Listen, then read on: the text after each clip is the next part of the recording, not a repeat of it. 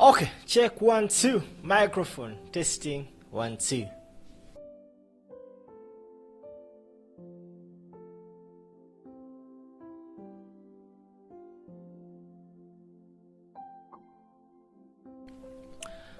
Thank you so much, ladies and gentlemen, for joining us from wherever you are watching us. Mugamba mtia basebo nebanyabo. Assalamu alaikum wa rahmatullahi ta'ala wa barakatuh. Amanya nedowozi Kaliru Gambo Pro Max Simple MC. Nga bulijjo buli kigwawo expect me okujja okubanga atendu kuwa okuva ku source. Nkusaba, please kindly subscribe, tap the notification bell, and as well share the video to as many people as you can.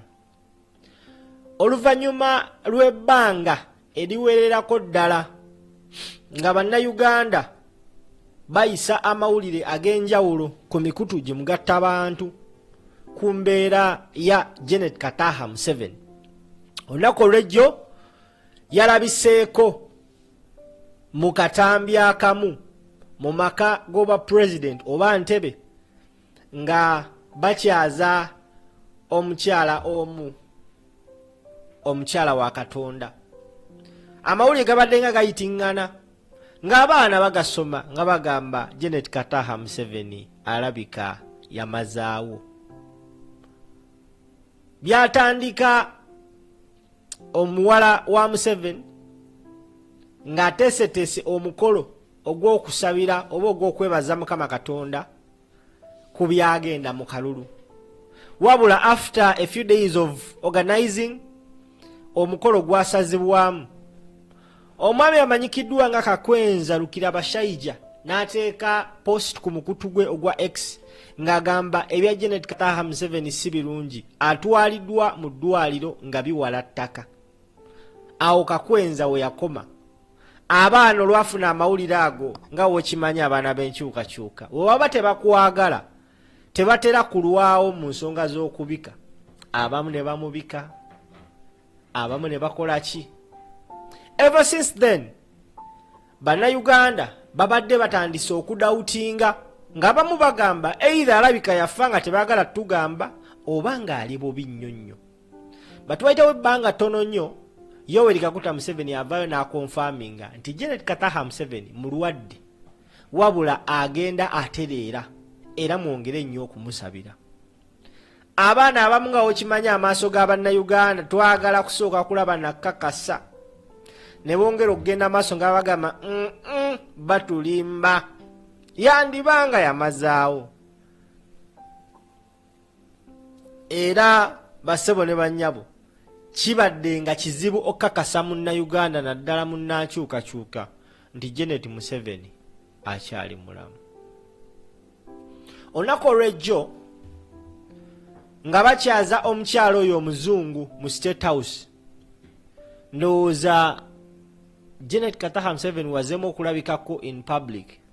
N'ekirala ekyasinga okuleetera bannayuganda olowooza nti ebya Janet kirabika kwe kuba nti after Museveni ng'amuzizza mu cabinet nga Minister wa Education and Sports, wayitawo ebbanga lya nnaku ntono nnyo yavaayo n'amuggyako ekifo ekyo n'akikwasa Jesse Muyingo. Ekyo kyayongera okulaga bannayuganda nti kyandibanga ebintu abantu bye boogerako bituufu. But of course yesterday I strongly believe many of you saw this picture. It is trending so much on social media.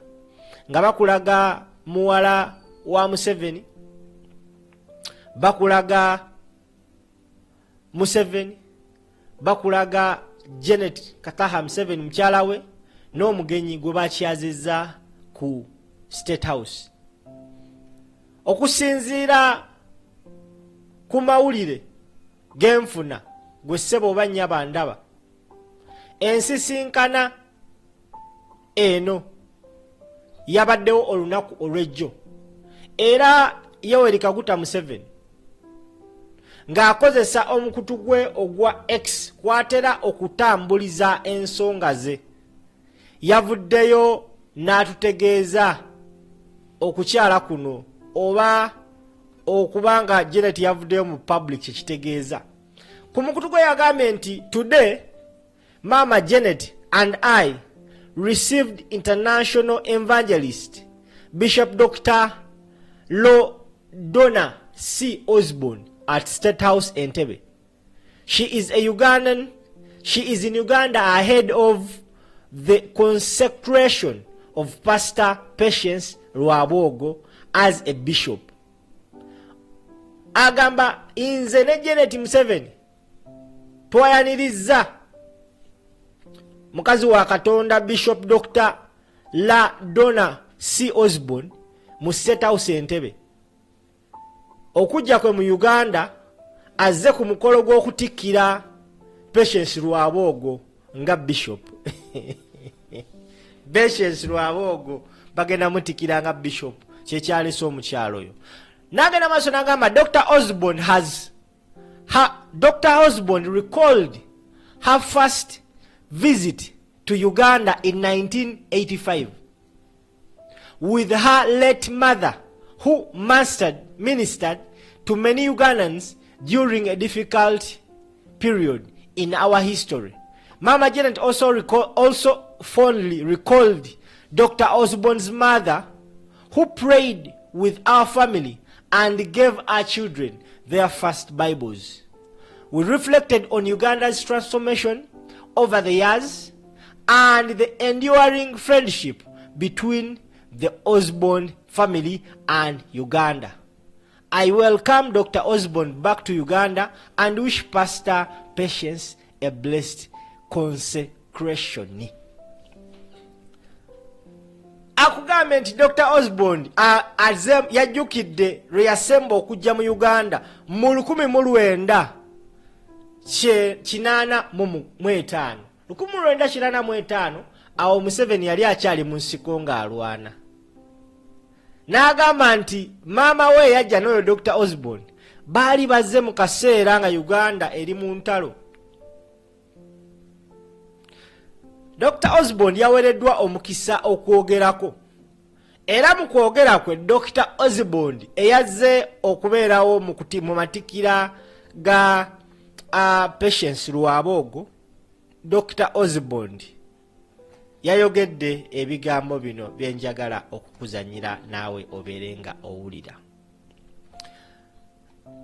Mu kwogera kwe Dr. Osborne yayogedde bw'ati. And you know what was going on in Uganda in 85. You know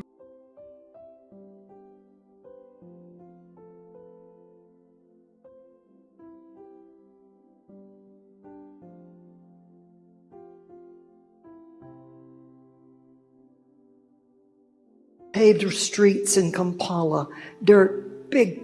And I were here for 7 weeks. And you know what was going on in Uganda in 85. You were on your way, coming in to liberate the people and to establish a peaceful government. It's difficult to explain what we saw. The buildings were all bullet shattered. There were no paved streets in Kampala, dirt, big potholes. Curfews at night, people being shot in the streets at night, wild dogs and vultures eating the bodies. I remember that very well. War is not pretty. So when people criticize, I remember. Young people don't know what it was like, but what you have brought over 40 years is historic. I can't speak to every decision you've made. War is not easy. Leadership is tough. You have to make difficult decisions. I understand that. But I see the fruit, and I thank God. The priorities for any government are peace, for education, for health, for freedom. I love even that the criticism voices can be heard. Freedom of speech is important. But freedom of religion is very important. And we see that here. And so I thank God. I thank you for your blessing that rests on this family, on the president, the difficult decisions he must make. Protect him. May he always be guided by your spirit. May the voices that rise against him be silenced. And may, before his interim in leadership end, may his reputation be one of peace, one of righteousness, one that stands against all odds and gives you the glory. Ewe Sara, mukyala wa Katonda, Osborne gye yasabidde Museveni. Osborne. Kyeka Osborne tamanyi bannayuganda kyeki. I just believe she doesn't know who Ugandans are. Mu bigambo bye ayogedde ku biseera bye yajja mu Uganda mu 1985. Ayogedde ku mbeera Uganda bwe yali efaanana. Amasasi, ebizimbe byonoonese, enguudo zonoonese. Naye Dr. Osborne mukyala wa Katonda, Bishop Osborne, ne yeerabira olutalo olwo bassebo ne bannyabo ani eyaluleeta era ani eyalutandika. That is where abasinga, because ensonga eno eri nnyo right now ku mukutu ogwa X. Bagamba yes, Osborne wabala nnyo tujjukiza ebiseera ebyo. Naye wandibadde otujjukizaamu ani eyatandikawo olutalo olwo. Because we know olwo olutalo lwe lwaleeta Museveni mu buyinza mu 1986. Ba Osborne bajja mu Uganda mu 1985 ne maama we. Olutalo Museveni lwe yatandika lwabadde ayogerako. Now, okubanga Janet Kataha Museveni awonye era avuddeyo mu public, newankubadde nga ba foot soldier babadde bamubika, kino kyerabikanga ba foot soldier ekiba kibalidde. Naye remember nagamba foot soldier taggwaayo sitatafa kyenda. Era abantu bavudde ne bagamba yes, okay kale awonye, avuddeyo alabiseeko eri ensi era akomyewo muntu wa Katonda. Omu kubasoose okuvayo kwogera ku statement Janet Kataha Museveni yakoze, sigenda zizanya because naye yayogedde ng'alaga nti kati wa Katonda nnyo, abadde asaba nnyo era ng'asaba Katonda era nga buli kimu yakizizze wa Katonda. Eyasoose okumuviirayo si mulala ye mukyala amanyikibwa nga Stella Nyanzi. Stella Nyanzi y'omu ku abo mu ggwanga Uganda abalozezza ku bukambwe bwa state. Lwe yavaayo n'avvoola Janet Kataha Museveni bamutwalanga mubbi wa kasimu. Agambye poor girls in Uganda still miss school on days when they menstruate because their families cannot afford menstrual sanitation material. If Janet Museveni really rose from the dead, can she make herself useful to poor Ugandan schoolgirls by fulfilling her husband's 2016 promise to eradicate menstrual poverty? Kaguta Museveni is a liar. No praying with white crusaders will establish menstrual dignity in Uganda. Museveni must go. Negwe banakyukakyuka basobola okukuba left right center ne woleta akateekono gamba leero mbakutte babaako eppeesa lye basikayo nga mu butuufu eppeesa eryo tosobola kulivunuka. Now omuntu omulala avuddeyo okwogera ku nsisinkana ya Janet Kataha Museveni ne Bishop na buli kimu ekyayogeddwa abadde Mordecai Mulisa. Mordecai Mulisa naye ng'ayita ku mukutu gwe ogwa X avuddeyo n'akola post empanvu. Post eno gy'akoze agambye folks, Janet Museveni is cold-hearted. Wuliriza video. And before her worshippers start sharpening their keyboards, let me save us all some time. I don't worship Janet Museveni. I don't revere her. I'm not impressed by the first, and I have no interest in hero worship. So please leave the worship at the door.